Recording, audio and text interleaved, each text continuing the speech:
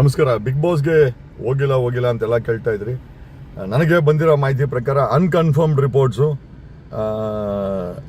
ನಾನು ತುಂಬ ಫೇಮಸ್ ಆಗಿದ್ದಕ್ಕೆ ಮೋಸ್ಟ್ಲಿ ಎಕ್ಸ್-CM ಬಸವರಾಜ ಬೊಮ್ಮಾಯಿ ಅವರು ನನ್ನ ಹೊರಗಡೆ ಕಳಿಸ್ಲಿಕ್ಕೆ ಕಾರಣ ಅಂತ ಯಾರೋ ಹೇಳಿದ್ರು. ಎಷ್ಟು ಮಟ್ಟಿಗೆ ನಿಜನೋ ಗೊತ್ತಿಲ್ಲ.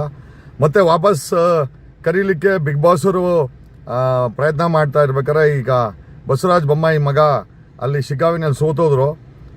ಸೋಲಿಕ್ಕೆ ನಾವೆಲ್ಲ ಸಿಕ್ಕಾಪಟ್ಟೆ ಪ್ರಯತ್ನ ಬಿದ್ದಿದ್ದೀವಿ. We want him to defeat. So ಮಾಡಿದ್ವಿ.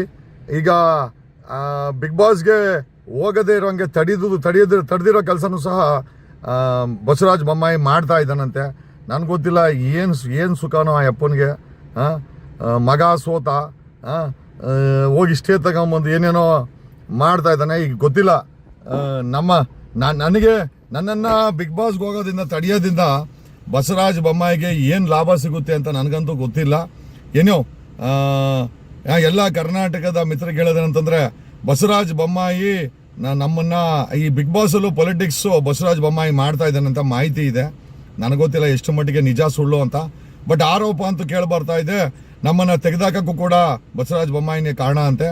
ಯಾಕಂದ್ರೆ ತುಂಬ ಫೇಮಸ್ ಆಗ್ಬಿಟ್ಟು ಅವನು ಇನ್ನೂ ಫೇಮಸ್ ಆಗ್ಬಿಟ್ರೆ ಸಮಸ್ಯೆ ಆಗುತ್ತೆ ಅಂತ ಎಲಿಮಿನೇಟು ಅಲ್ಲಿ ಇನ್ಫ್ಲೂಯೆನ್ಸ್ ಇದೆ ಅಂತ ನನಗೆ ಯಾರೋ ಹೇಳಿದ್ರು. ಇದನ್ನು ಬಿಗ್ ಬಾಸ್ ಅವರು ಬಸವರಾಜ ಬೊಮ್ಮಾಯಿ ಕ್ಲಾರಿಫೈ ಮಾಡಬೇಕು.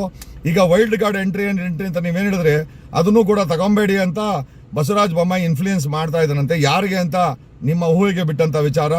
ನಾವು ಇನ್ನು ಬಿಗ್ ಬಾಸ್ ಇನ್ನು ಕಳೆದ ಹೋದ ಚಾಪ್ಟರ್